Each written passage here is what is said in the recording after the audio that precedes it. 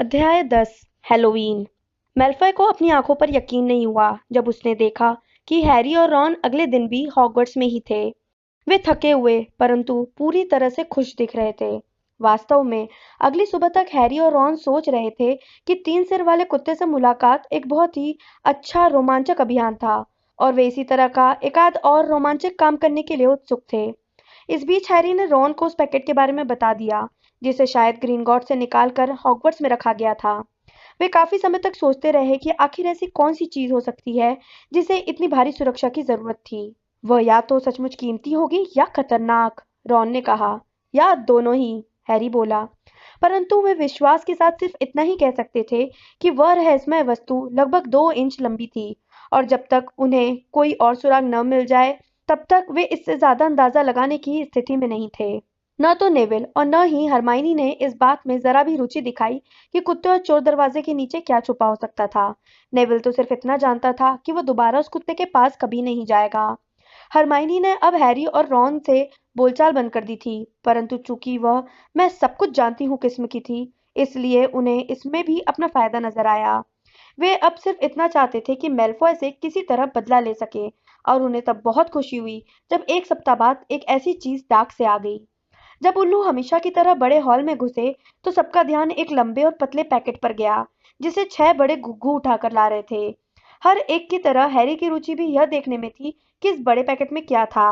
उसे बहुत आश्चर्य हुआ जब घुग्गू नीचे आए और उन्होंने पैकेट को उसी के सामने पटक दिया। पैकेट के गिरने से उसका नाश्ता फर्श पर गिर गया। घुघू अभी उड़कर रास्ते से हटे भी नहीं थे कि तभी एक उल्लू वहां आया और उसने पैकेट के ऊपर एक चिट्ठी टपका दी। यह अच्छा रहा कि हैरी ने चिट्ठी को पहले खोला, क्योंकि उसमें लिखा था, पैकेट को टेबल पर मत खोलना। उसमें तुम्हारी नई निम्बस 2000 है, परंतु मैं नहीं चाहती कि यह बात सबको पता चल जाए कि तुम्हें जादुई झाड़ू मिल गई है, वरना उन सबकी इच्छा होने लगेगी। ओलिवर वुड तुम्हें आज रात को 7 बजे क्विडिच पिच पर मिलेगा, जहां तुम पहली बार इस खेल को सीखोगे। Professor M मैकगोनिगल। हैरी ने जब यह चिट्ठी रॉन को पढ़ने को दी तो उसकी खुशी छिपाए नहीं छुप रही थी। निम्बस 2000, रॉन ने ईर्ष्या से कहा। मैंने तो आज तक उसे छुआ भी नहीं है। वे हॉल से जल्दी चले आए क्योंकि वे अपनी क्लास के पहले अकेले में जादुई झाड़ू खोलकर देखना चाहते थे। अभी वह प्रवेश हॉल से आधी दूरी पर ही पहुंच पाए थे कि तभी उन्होंने देखा कि ऊपर जाने वाली सीढ़ियों पर क्रैब और गोयल रास्ता रोककर खड़े थे। मेल्फॉय ने हैरी से पैकेट छीन लिया और उसे उंगलियों से टटोला। यह तो जादुई झाड़ू है, उसने कहा और उसे हैरी की तरफ फेंकते हुए ऐसा चेहरा बनाया जिस पर ईर्ष्या और नफरत के मिले जुले भाव थे। इस बार तो तुमने हद कर दी है पॉटर, फर्स्ट ईयर के विद्यार्थियों को झाड़ू रखना मना है। रॉन अपने आप को रोक नहीं पाया। यह कोई पुरानी झाड़ू नहीं है, उसने कहा। यह तो निम्बस 2000 है। तुमने क्या कहा था तुम्हारे घर पर कौन सी झाड़ू है? कॉमेट 260, रॉन ने हैरी की तरफ दांत निकालते हुए कहा। कॉमेट में तड़क भड़क तो होती है, परंतु वो निम्बस जितनी अच्छी नहीं होती। इस बारे में तुम क्या जानो वीजली, तुम तो इसका आधा हैंडल भी नहीं खरीद सकते। मेल्फॉय ने पलट कर जवाब दिया। मुझे लगता है तुम्हें और तुम्हारे भाइयों को तो पाई पाई जोड़कर इसकी एक एक डंडी खरीदनी पड़ी होगी।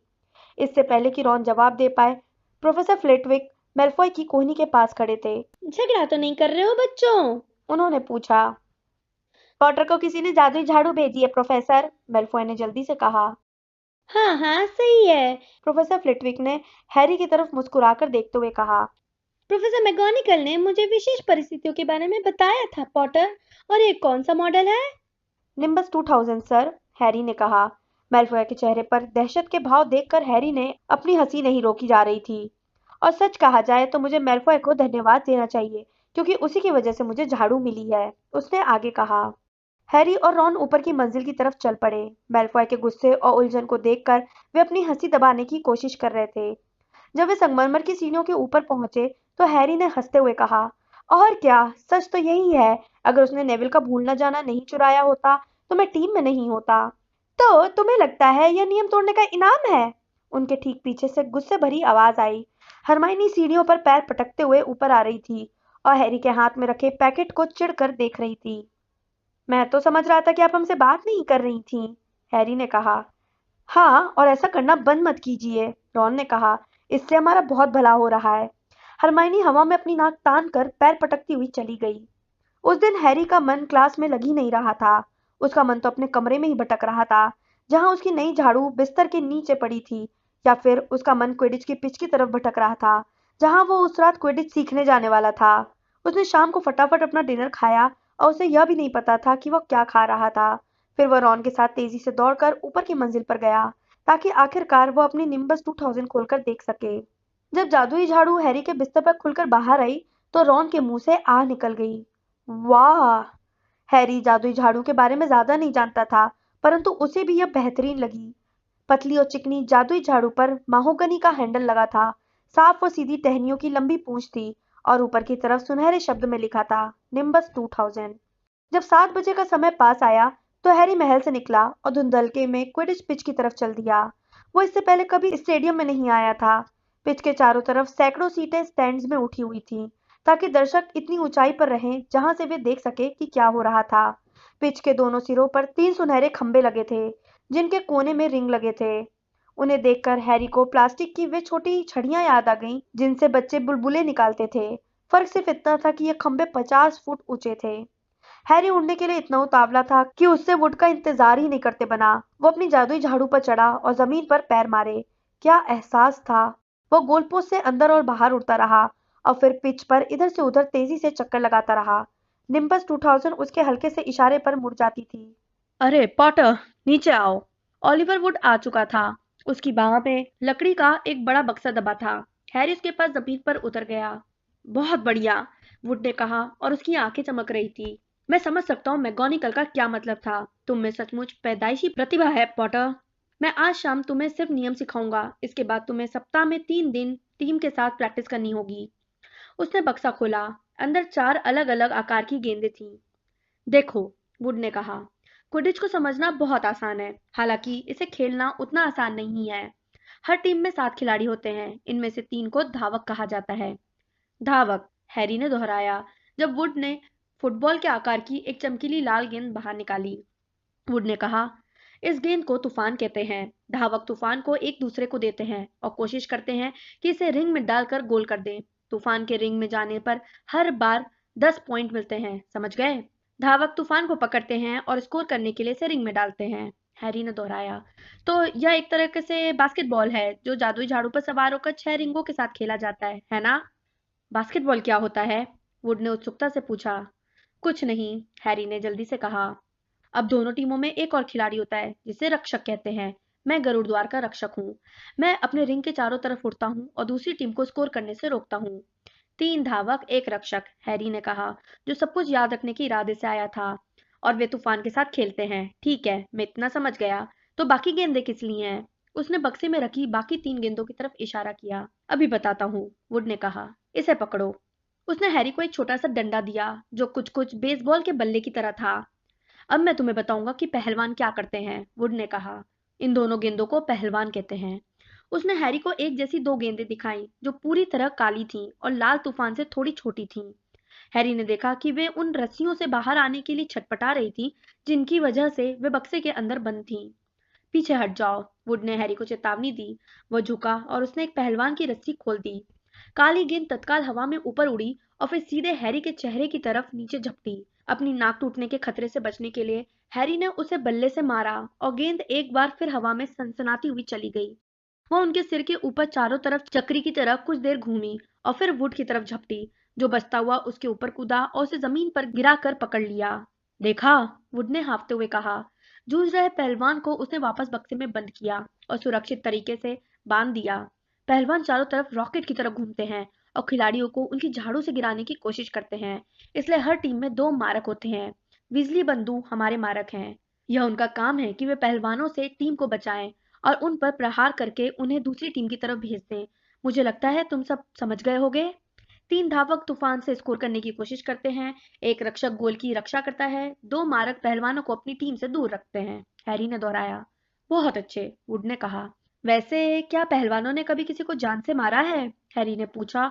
अब वो कोशिश कर रहा था कि वुड को इस सवाल में उसके डर की छाया दिखाई न दे। हॉगवर्ट्स में तो ऐसा कभी नहीं हुआ। यहाँ पर 1-2 के जबड़े टूटे हैं, पर इससे ज्यादा बुरा कुछ नहीं हुआ। अब टीम का आखिरी सदस्य है खोजी, यानी कि तुम।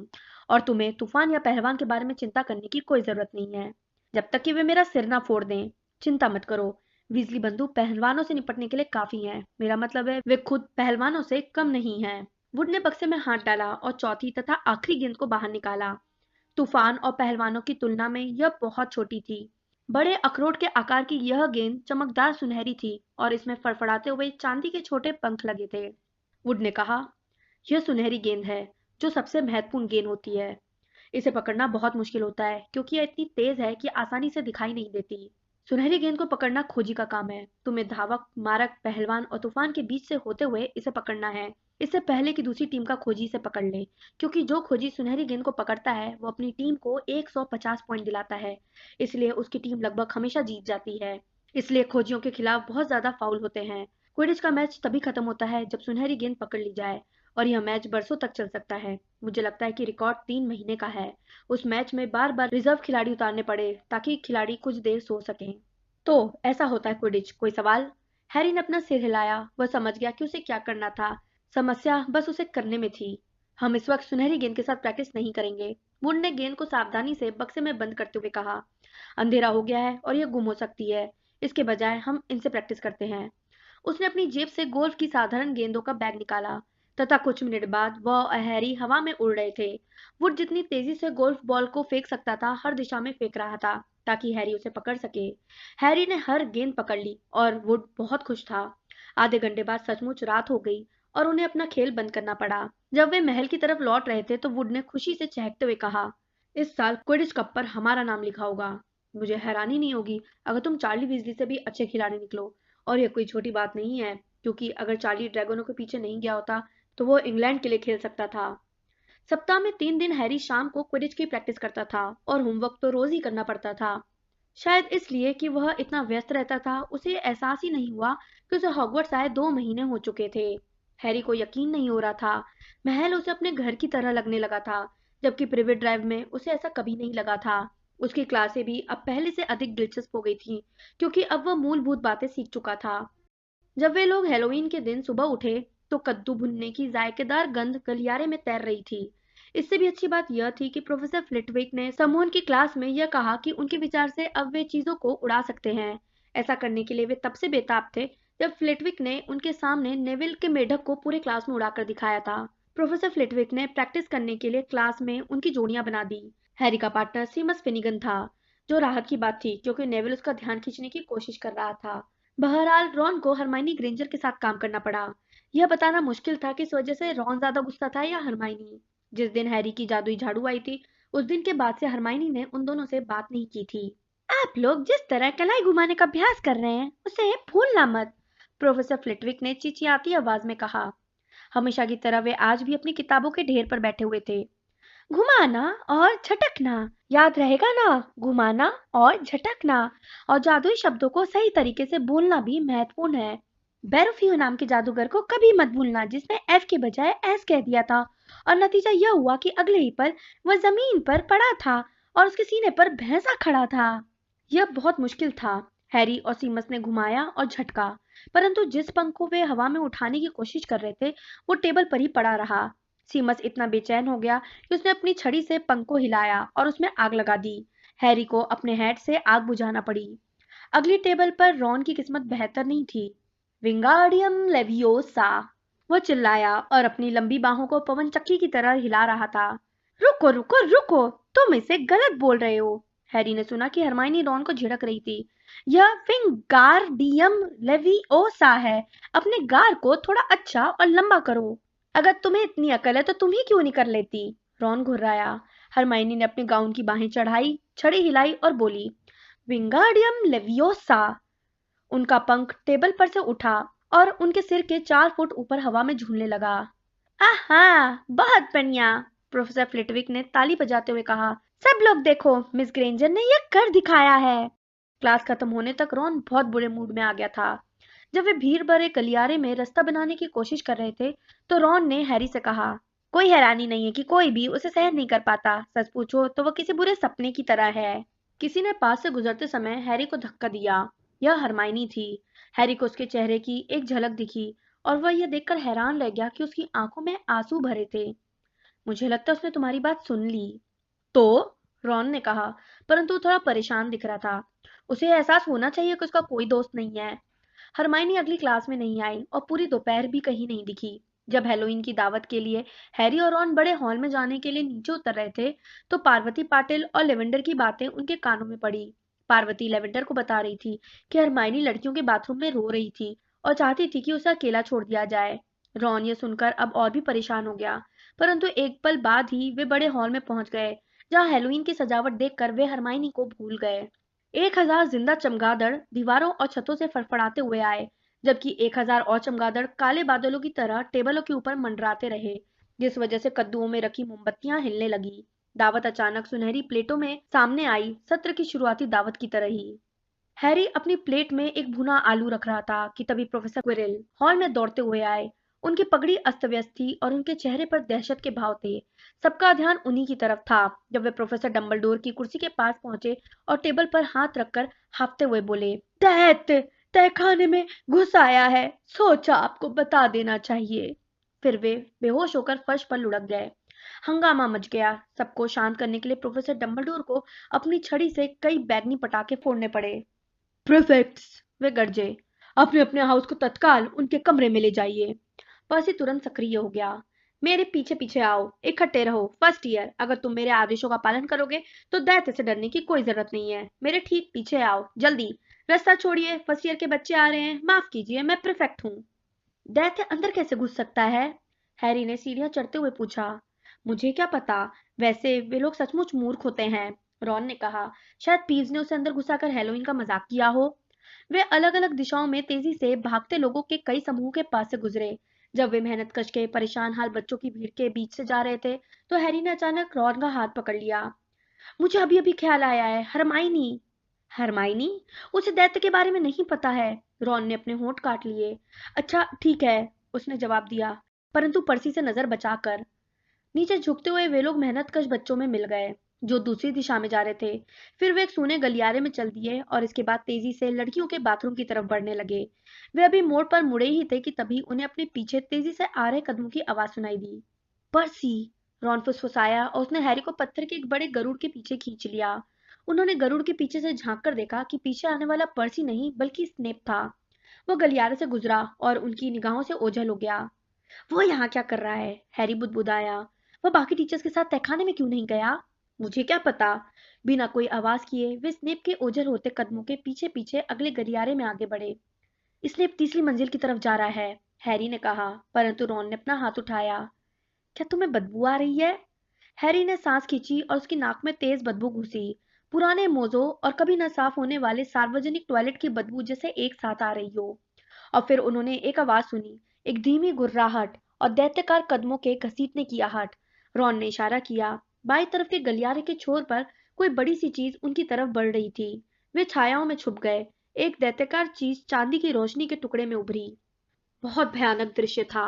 वह 12 फुट ऊंचा था। उसकी चमड़ी फीके ग्रेनाइट की तरह भूरी थी। उसका थुलथुल शरीर किसी खंबे की तरह था और उस शरीर के ऊपर छोटा सा गंजा सिर किसी नारियल की तरह लगा हुआ था।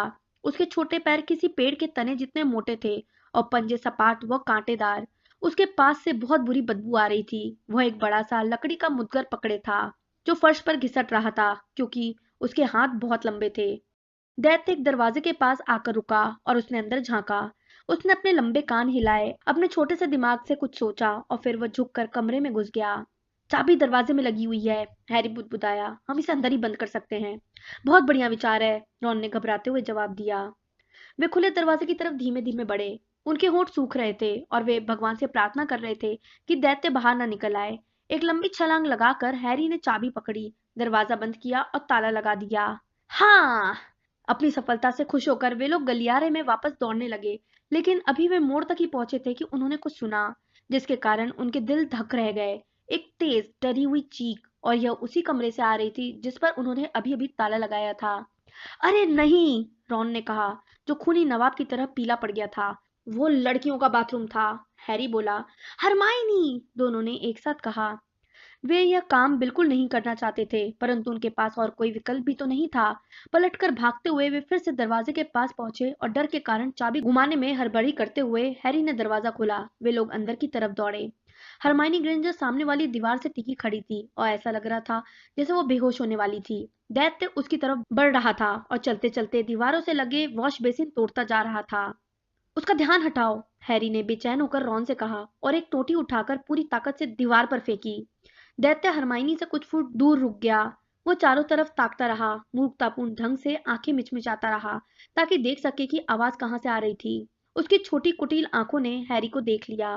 वो झिझका, फिर हरमाइनी की बजाय हैरी की तरफ बढ़ा और चलते समय अपना मुदगर ऊपर की तरफ लिया। अरे भोंदू कहीं के! रॉन कमरे के दूसरी तरफ से चीखा और उसने दैत्य पर धातु का पाइप फेंक कर मारा। दैत्य को यह पता नहीं चला कि उसके कंधे पर पाइप टकराया था, परंतु उसने चीख सुन ली थी और वह एक बार फिर रुक गया तथा उसने अपनी बदसूरत नाक रॉन की तरफ मोड़ी। इस बीच हैरी को पलटकर भागने का मौका मिल गया। चलो भागो, भागो! हैरी ने हरमाइनी से चीखते हुए कहा और उसे दरवाजे की तरफ खींचने की कोशिश की, परंतु वह टस से मस नहीं हुई। वह अब भी दीवार से पूरी तरह टिकी हुई थी और दहशत के मारे उसका मुंह खुला हुआ था। चीखने चिल्लाने की आवाजों और उनकी गूंज से दैत्य पागल हो रहा था। वो एक बार फिर गरजा और रॉन की तरफ बढ़ने लगा, जो सबसे पास में ही था और जिसके पास बचने का कोई रास्ता नहीं था।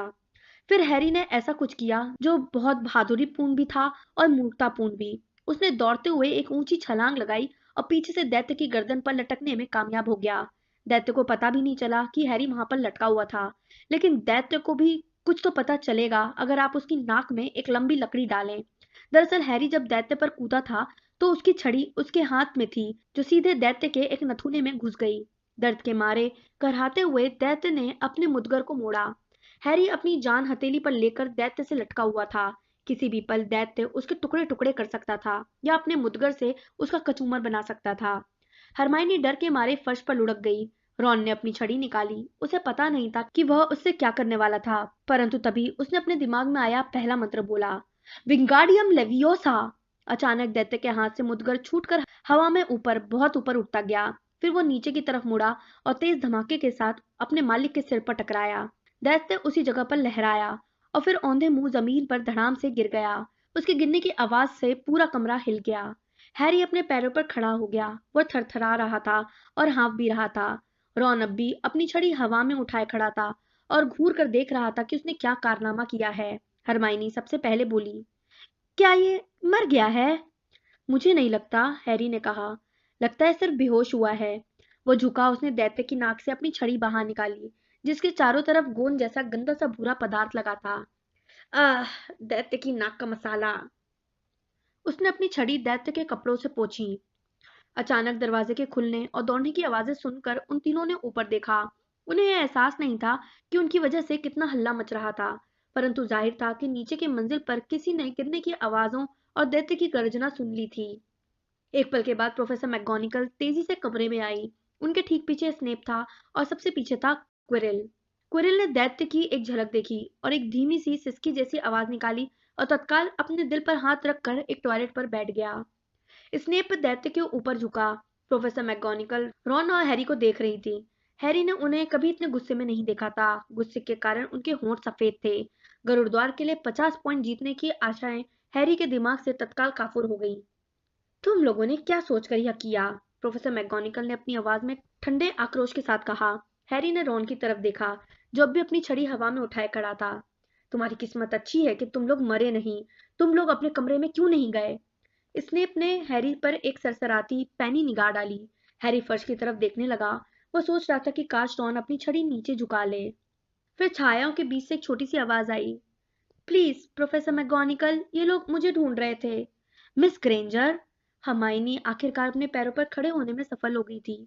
मैं दैत्य को ढूंढने गई थी। हालांकि मैंने सोचा कि मैं उससे अकेले निपट सकती हूँ, क्योंकि मैंने दैत्यों के बारे में सब कुछ पढ़ रखा था। रॉन के हाथ से छड़ी छूट गई। हरमाइनी ग्रेंजर और टीचर से सफेद झूठ बोल रही थी। अगर उन्होंने मुझे नहीं ढूंढा होता तो मैं आज अब तक मर गई होती। हैरी ने उस दैत्य की नाक में अपनी छड़ी घुसा दी और रॉन ने उसी के मुदगर से उसे बेहोश कर दिया। इनके पास इतना समय नहीं था कि वे किसी को ढूंढते और उनसे मदद लेते। जब ये लोग यहाँ आए तो दैत्य मुझे बस जान से मारने ही वाला था। हैरी और रॉन ने इस तरह दिखने की कोशिश की जैसे यह उनके लिए कोई नई बात नहीं थी। तो इस स्थिति में प्रोफेसर मैकगोनागल ने उन तीनों की तरफ घूरते हुए कहा, मिस ग्रेंजर, मूर्ख लड़की, तुमने कैसे सोच लिया कि तुम दैत्य से अकेले ही निपट सकती हो? हरमाइनी ने अपना सिर झुका लिया। हैरी के पास शब्द नहीं थे। हरमाइनी नियमों के खिलाफ कभी कुछ नहीं करती थी और यहाँ वह उन्हें मुसीबत से निकालने के लिए यह नाटक कर रही थी। यह तो वैसी ही बात हो गई जैसे स्नेप अचानक उन्हें मिठाई बांटने लगे। मिस ग्रेंजर, इसके लिए गरुड़ द्वार के 5 पॉइंट काटे जाएंगे, प्रोफेसर मैकगोनिगल ने कहा। मैं तुमसे बहुत निराश हूँ। अगर तुम्हें चोट न आई हो तो बेहतर होगा कि तुम सीधे गरुड़ द्वार टावर में चली जाओ। विद्यार्थी अपने अपने हाउस में दावत के पकवान खा रहे हैं। हरमाइनी चली गई। प्रोफेसर मैकगोनिगल हैरी और रॉन की तरफ मुड़ी। तो मैं अब भी यही कहूंगी कि तुम लोगों की किस्मत अच्छी थी, परंतु फर्स्ट ईयर के ऐसे बहुत कम विद्यार्थी होंगे जो किसी बड़े दैत्य का मुकाबला कर सकते हो। तुम दोनों ने गरुड़द्वार के लिए 5-5 पॉइंट जीते हैं। प्रोफेसर डंबलडोर को इसकी जानकारी दे दी जाएगी। अब तुम लोग जा सकते हो। वे दोनों तेजी से कमरे के बाहर हो गए और तब तक कुछ नहीं बोले जब तक वे 2 मंजिल ऊपर नहीं पहुंच गए। दूसरी बातों को छोड़ भी दें तो भी दैत्य की बदबू से दूर आना अपने आप में बहुत बड़ी राहत थी। हमें 10 पॉइंट से ज्यादा मिलने चाहिए थे, रॉन ने शिकायत करते हुए कहा। तुम्हारा मतलब है 5 पॉइंट से ज्यादा, बाकी 5 तो हरमाइनी के कारण कम हो गए। यह उसने अच्छा किया कि हमें मुसीबत से बचाया, रॉन ने माना। ख्याल रहे हमने उसे बचाया था। अगर हमने दैत्य को उसके साथ ताले में बंद नहीं किया होता तो उसे बचाने की जरूरत नहीं पड़ती, हैरी ने उसे याद दिलाया। वे मोटी औरत की तस्वीर के सामने पहुंच गए। पिग स्नाउट, उन्होंने कहा और अंदर घुस गए। हॉल लगभग भरा हुआ था और वहां काफी हो हल्ला हो रहा था। हर कोई वह पकवान खाने में जुटा था जो उनके लिए ऊपर भेजे गए थे। बहरहाल दरवाजे के पास हरमाइनी अकेली खड़ी हुई उनका इंतजार कर रही थी। कुछ देर बहुत अजीब सी खामोशी रही, फिर उन तीनों ने एक दूसरे की तरफ देखे बिना कहा धन्यवाद, और वे अपनी प्लेट उठाने के लिए तेजी से चल दिए। उसी पल से हरमाइनी ग्रेंजर उनकी दोस्त बन गई। कुछ चीजें ऐसी होती हैं जिन्हें एक साथ करने के बाद आप एक दूसरे को पसंद किए बिना नहीं रह सकते, और 12 फुट के दैत्य को बेहोश करना उनमें से एक है।